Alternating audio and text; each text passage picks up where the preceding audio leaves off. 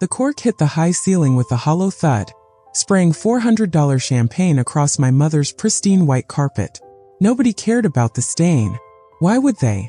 They thought they were looking at a $12 million payout check. My brother Ryan stood in the center of the drawing room holding the bottle high, grinning like he had just won the lottery. My father wrapped a heavy arm around his shoulders, shaking Ryan's hand firmly, and said, "Son, you saved this company from bankruptcy. Brilliant negotiation." My mother dabbed at her eyes dramatically with a linen napkin. My brilliant boy. Always knowing exactly what to do. I sat on the couch in the corner of their living room, laptop balanced on my knees, pretending to work on the quarterly projections they had never asked to see. The projections that showed Palmer Industries wasn't failing at all. It was actually positioned for its best year in the company's 23-year history. "Emma." My mother's voice had that edge to it. The one that meant I was failing to perform my role as the supportive younger sister. "Aren't you going to congratulate your brother?" Pause.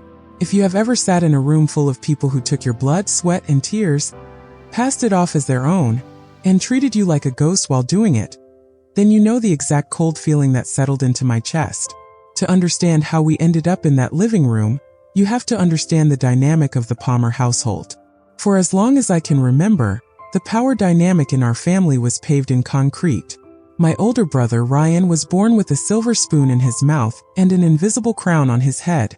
He had our father's sharp jawline, our mother's performative charm, and absolutely zero work ethic.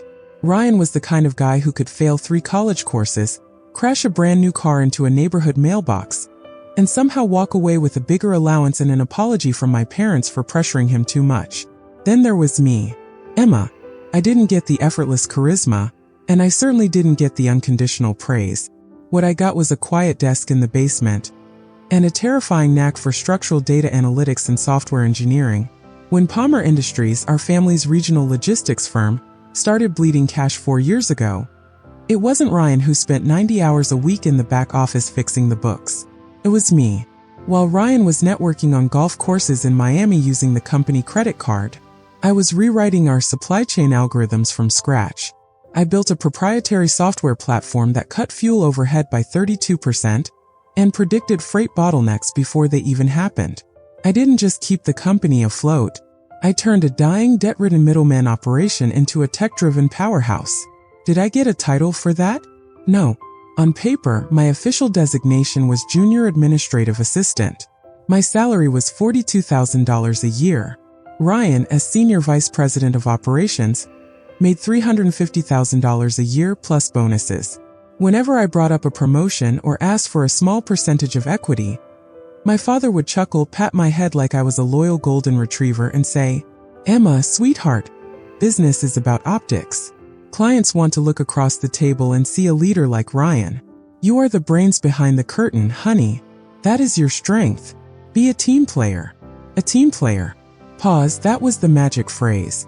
It was the emotional leash they used every time they needed me to work through Thanksgiving, fix Ryan's catastrophic accounting errors, or lie to auditors.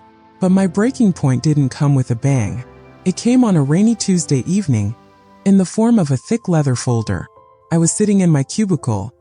Yes, despite running the company's core platform, I sat in a tiny cubicle near the break room when Ryan strolled in. He smelled like expensive cologne and leather. He tossed the folder onto my desk, knocking over my lukewarm coffee. "Fix the summary pages on this by 8 a.m., Emma," he said, checking his watch without even looking at me. "I have a breakfast meeting with Sterling Global." Sterling Global was a multi-billion-dollar logistics conglomerate. For 6 months, I had been quietly laying the groundwork for a partnership with them. My software was the exact piece of technology Sterling needed to dominate the region. I opened the folder. As I flipped through the pages, my stomach plummeted into a cold, dark void. It wasn't a partnership proposal. It was an outright acquisition contract. Ryan had negotiated a complete sale of Palmer Industries to Sterling Global for $12 million. But that wasn't the insult. The insult was the structure of the deal. The contract allocated $10 million directly into executive payout structures, specifically a massive payout for the chief executive officer, my father, and the senior vice president, Ryan. The remaining $2 million was set aside for operational transition costs. My name wasn't anywhere on the buyout clause. In fact, under Section 12, Clause B, I was listed under non-essential personnel to be terminated post-closing without severance. Ryan hadn't just sold the company I built with my bare hands. He had negotiated a deal that actively threw me into the gutter, while making him and my parents multimillionaires overnight. Pause. I walked straight into my father's corner office. My heart was hammering against my ribs, and my palms were slick with sweat. "Dad," I said, my voice trembling despite my best efforts to keep it steady. "I just read the Sterling draft. This throws out everything we built, and it fires me without a dime. I spent 4 years coding this system. I sacrificed my entire 20s for this company."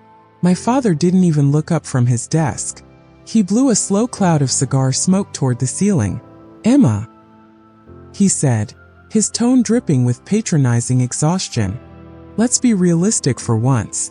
You are a back-end coder. You don't have a business degree." Ryan spent months playing golf with Sterling's board members to close this. He brought the whale home. "You provided the data and we appreciate that. But pigs don't get slaughter money. They get fed. Pigs don't get slaughter money. They get fed." Pause. That sentence echoed in my ears, louder than a gunshot. He didn't see a daughter. He didn't even see a valuable employee. He saw a draft horse, something to be worked until its legs gave out, and then led behind the barn. I didn't scream. I didn't cry. A strange glacial calm settled over my chest. The warmth that had driven me to seek their approval for 25 years simply evaporated, leaving behind a razor-sharp clarity. "I understand, Dad," I said softly. "Good girl," he muttered, already returning to his papers. "Make sure the final exhibits are printed for tomorrow night's celebration." That night I didn't sleep. I sat in my small apartment, bathed in the blue light of my computer screen, sipping cold black coffee. If they wanted to treat me like a ghost, it was time to show them what a ghost could do. Here is what my father and brother, in their infinite arrogance, failed to understand. Palmer Industries didn't actually own the underlying architecture of the software. When I developed the platform 3 years ago, I registered the core source code under my personal corporate entity, a tiny company called Vesper Insights that I had created in college. I had granted Palmer Industries an exclusive, revocable, non-transferable software license to use the system for a nominal fee of $1 a month. Because my father considered corporate legal fees an unnecessary expense and trusted Ryan to manage corporate compliance, they had never bothered to audit their intellectual property portfolio. They just assumed that because I was their daughter and employee, everything I built automatically belonged to them. Furthermore, Sterling Global's $12 million valuation of Palmer Industries was almost entirely dependent on that software. In the purchase agreement Ryan was so eager to sign, there was a specific clause, Section 8.4, Intellectual Property Guarantee. It stated that Palmer Industries held full, unencumbered ownership of all operational software, and that any failure of property transfer would result in immediate breach of contract, triggering a $5 million liquidated damages penalty against the sellers personally. Ryan had signed off on that clause without even reading it. He saw $12 million and turned his brain off. Over the next 6 hours, I wrote 40 lines of incredibly precise code into the server migration script. I didn't sabotage the software. I didn't crash the system. I am a professional. I don't commit crimes. Instead, I set a conditional trigger. The moment Palmer Industries attempted to transfer the server root access to a third-party corporate address, say, Sterling Global, the non-transferable license agreement would automatically terminate due to breach of terms. The software would instantly lock down, revert ownership back to my personal entity, and wipe all local instances from the Palmer servers. All I had to do was let my brother play the hero. Pause. The night of the celebration arrived. My parents hosted an intimate gathering at their mansion in the suburbs. The room was dripping with understated wealth, marble countertops, crystal chandeliers, and mahogany moldings. Ryan was wearing a $3,000 tailored suit he had bought on credit, strutting around the room like a peacock. My mother was floating on air, already talking about the summer house in Martha's Vineyard they were going to buy with their payout. And there I was, sitting on the edge of the couch in the corner, a worn laptop resting on my knees, wearing a simple black sweater. Ryan held the bottle high, grinning like he just won the lottery. In his mind, he probably had $2 million. Dad said, shaking Ryan's hand firmly. Son, you saved this company from bankruptcy. Brilliant negotiation. Mom dabbed at her eyes dramatically. My brilliant boy. Always knowing exactly what to do. I sat in the corner, pretending to polish the quarterly projections on my screen. Emma. Mom's voice cut through the room. Aren't you going to congratulate your brother? I closed my laptop slowly. I stood up, looked my brother straight in the eye, and raised my glass of tap water. Congratulations, Ryan, I said, my voice completely devoid of emotion. You really got the deal you deserve. Ryan smirked, tossing back his glass of champagne. Thanks, sis. Don't worry. I'll make sure Dad gives you a nice reference for your resume. My father chuckled. My mother smiled. 30 minutes later, the executive representative from Sterling Global, a sharp-eyed corporate lawyer named Marcus, laid the final closing documents on the mahogany dining table. Mr. Palmer. Ryan, Marcus said crisply. Once you execute these digital transfer protocols on the terminal here, the wire transfer for $12 million will be initiated to your escrow account. The transition of server infrastructure will begin automatically. Let's make history, my father declared proudly. Ryan stepped up to the laptop. With a flourish, he typed in his admin password, checked the confirmation box, and hit execute. Pause. For about 10 seconds, the room was silent except for the gentle humming of the refrigerator. Then Marcus's tablet beeped. Then his phone chimed.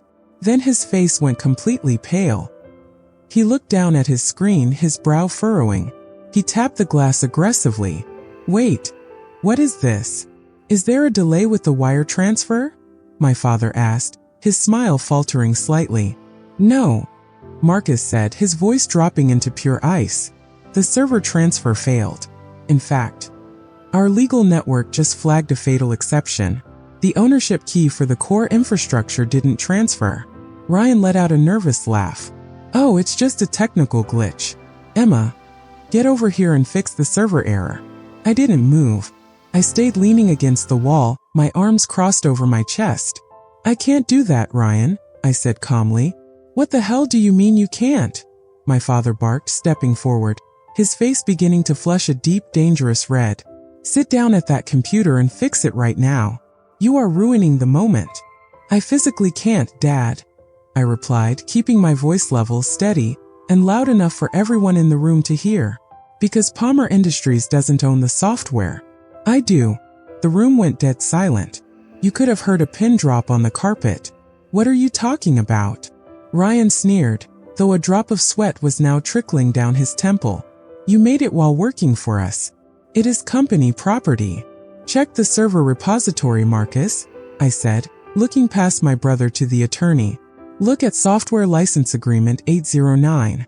Registered to Vesper Insights 3 years ago.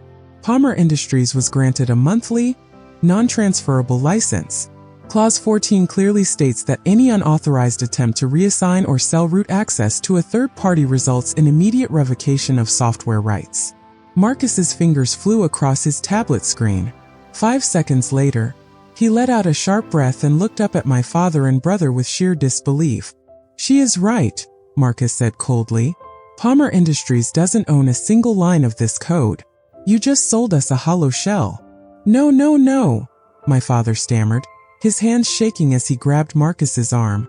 This is a misunderstanding. She is my daughter. She is an employee. Emma, tell him. I was an employee, I corrected him. Until Section 12, Clause B of the contract Ryan signed took effect 10 seconds ago. The clause terminating my employment without severance. Ryan's face turned from pale to ghostly white. He looked at the contract on the table, then at Marcus, then at me. Emma, stop playing games. Fix this right now. We are talking about $12 million. Correction, Marcus interrupted, pulling his briefcase off the table and snapping the latches shut. You are no longer talking about $12 million. Sterling Global is pulling the offer immediately due to fraudulent misrepresentation of intellectual property. My father looked like he was going to collapse. Marcus, wait. We can negotiate. We aren't negotiating anything, Mr. Palmer, Marcus said brutally. In fact, per Section 8.4 of the pre-closing agreement your son signed, you are now in material breach of contract. My firm will be filing suit tomorrow morning to collect the $5 million liquidated damages penalty from you personally." My mother let out a high-pitched gasp and slumped onto the sofa. "Emma!" my father screamed, turning on me, his eyes bloodshot with rage. "You stupid, ungrateful brat. You just destroyed this family. You ruined your brother's life." I walked slowly over to the dining table, picked up my laptop, and slid it neatly into my bag. I stood right in front of my father, looking him dead in the eyes. I didn't raise my voice. I didn't drop a single tear. "Pigs don't get slaughter money, Dad," I whispered, using his exact words from 48 hours ago. "They get fed. And off your plate. I am completely full." I turned on my heel and walked out the front door, leaving behind the screaming matches, the crying, and the complete catastrophic ruin of the Palmer family legacy. Pause. Within 3 months, Palmer Industries filed for Chapter 7 bankruptcy to cover the legal damages owed to Sterling Global. My father had to liquidate his retirement accounts and sell the mansion, and Ryan's pristine reputation in the local business scene was utterly incinerated. Nobody would hire him to manage a lemonade stand. As for me, 2 weeks after that night, Sterling Global reached out to me directly. They bought the exclusive rights to the software platform from Vesper Insights for $8 million, plus a founding equity stake in their new tech division. Sometimes the best way to handle people who take you for granted isn't to fight them.